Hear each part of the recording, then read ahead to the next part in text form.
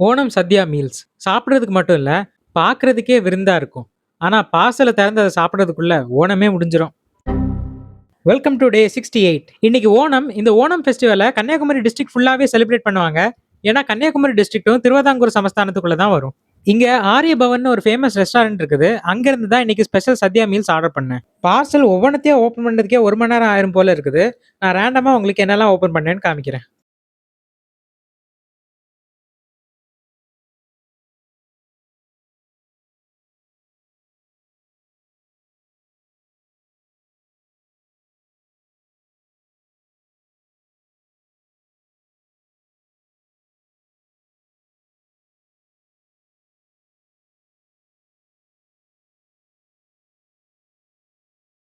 இந்த 5 type பச்சடிக்கும் special mention குடுத்தே ஆகணும். ஒவ்வொன்னும் தனி டேஸ்ட்ல இருந்துச்சு.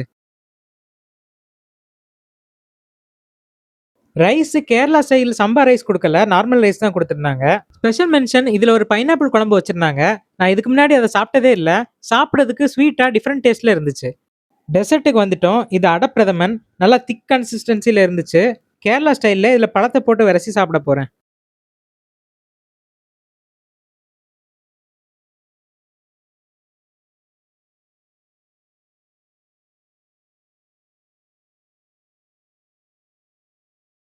அப்புறம் பச்சரிசி பால் பாயாசம்.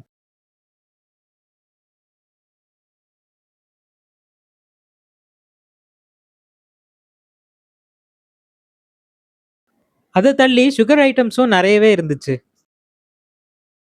இவ்ளோ ஸ்வீட் சாப்பிட்டதுனால ஸ்வீட் கிரேவிங்ஸ் இன்னும் அதிகமாயிடுச்சு. கொஞ்ச நேரம் கழிச்சு திரும்ப ஒரு சாக்லேட் பார் எடுத்து சாப்பிட்டேன். இன்னைக்கு மீல்ல சுகர்லாம் அதிகமா இருந்துச்சு. ஆனா புரோட்டீன் கம்மியா இருந்துச்சு.